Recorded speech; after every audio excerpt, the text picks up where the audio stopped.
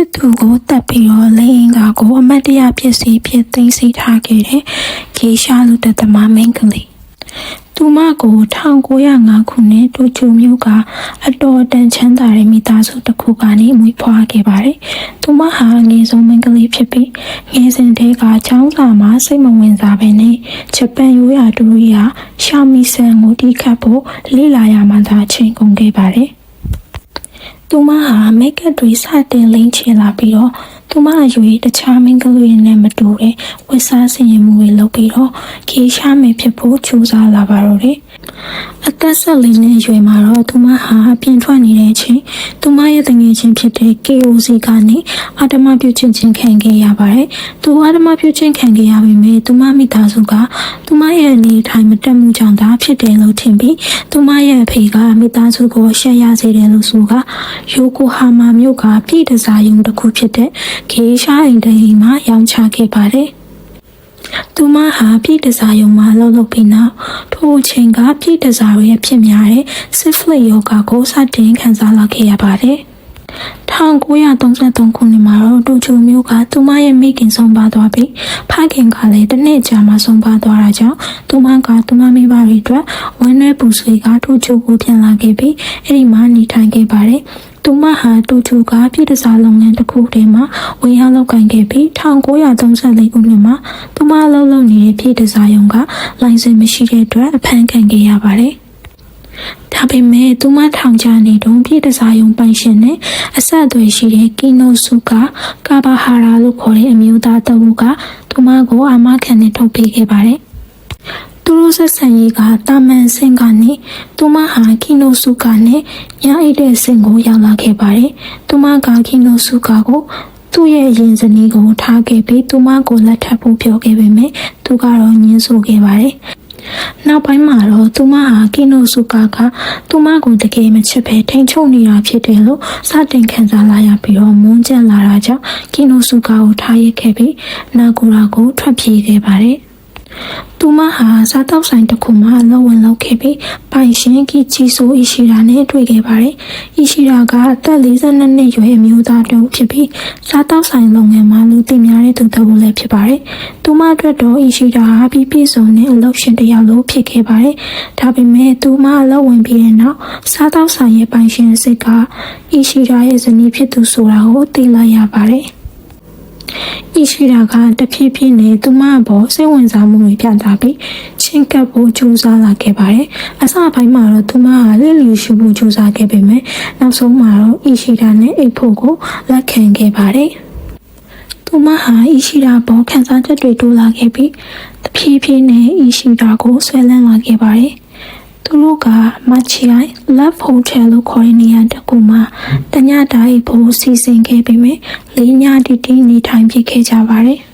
။သူတို့နှစ်ဦးရဲ့ဆက်ဆံရေးကပုံမနဲ့ဆိုင်လာတဲ့လျောက်အီရှိရာကိုသူမဟာပုံမဆွဲလန်းမှုဖြစ်လာပြီးမကြခင်မှာပဲအန်ဒီရီရှိတဲ့အရာတခုဖြစ်လာတော့မယ်ဆိုတာကိုတော့အီရှိရာကမသိခဲ့ပါဘူး။တရက်မှာတော့အီရှိရာကသူ့ဇနီးစီကိုပြန်သွားပြီးနှစ်ပတ်ကြာထိစားတောက်ဆိုင်ကိုပြန်မလာခဲ့ပါဘူး။အဲ့ဒါကပဲသူမအတွက်ပိုပြီးမတိမငြိမ်ဖြစ်လာစေခဲ့ပါတယ်။အီရှိရာကသူ့ဇနီးနဲ့သူပြန်ရှိနေတာကိုသိသွားပြီးသူမဒေါသထွက်ခဲ့ပါတယ်။တရက်မှာတော့သူမဟာဂေရှားမင်တုံကသူ့ချစ်သူကိုဓာတ်နဲ့ထိုးရဲ့ပြဿနာတစ်ခုကိုကြည့်ခဲ့ပါတယ်။အဲ့ဒီပြဿနာကပဲသူမကိုခံစားချက်တစ်ခုကိုဖြစ်ပေါ်စေခဲ့ပြီး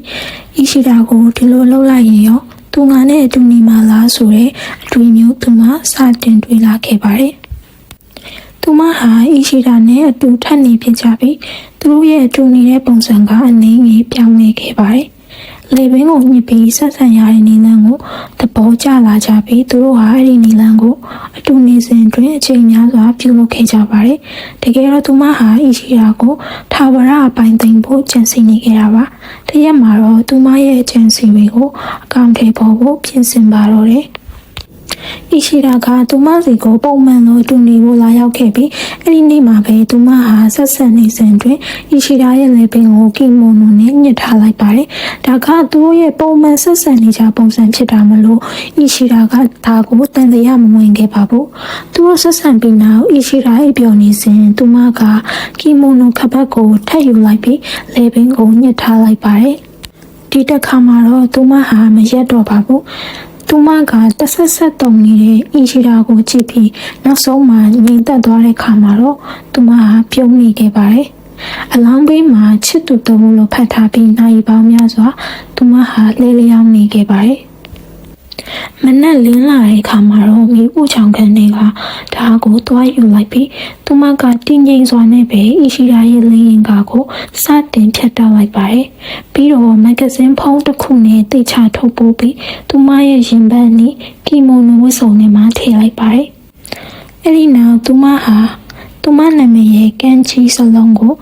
သူ့ရဲ့ပေါင်ပေါ်မှာရေးထိုးလိုက်ပါတယ်။သူမဟာမဂ္ဂဇင်းနဲ့ထုတ်ပို့ထားတဲ့လိင်အင်္ဂါကိုသူမပတ်စံအိတ်ထဲထည့်ပြီးအခန်းကနေထွက်လာက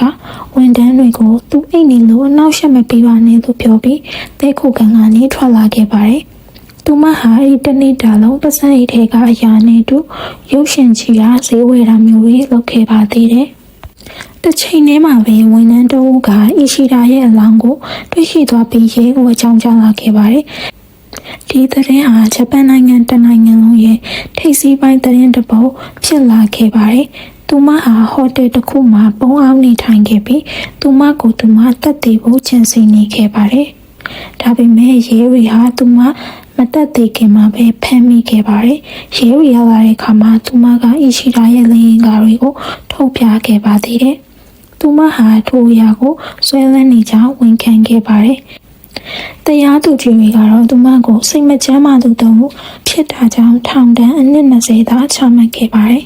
။တကယ်တော့သူမဟာသူမရဲ့ကြမ်းတမ်းတဲ့ဘဝအခြေအနေကြတဲ့မှာပေါ်ထွက်လာတဲ့အီရှိရာကိုဆွဲလန်းသွားပြီးအဲဒီဆွဲလန်းမှုကနေရက်စက်မှုအဖြစ်ကိုပြောင်းလဲသွားခဲ့တာပါ။ဒီနေ့ပြပြပေးသွားတဲ့အကြောင်းအရာကတော့ဒီလောက်ပါပဲ။နောက်ထပ်လည်းစိတ်ဝင်စားဖွယ်ကောင်းတဲ့စီစဉ်တွေကိုတင်ဆက်ပေးသွားမှာဖြစ်လို့ channel လေးကို follow လုပ်ထားပေးဖို့မမေ့ပါနဲ့နော်။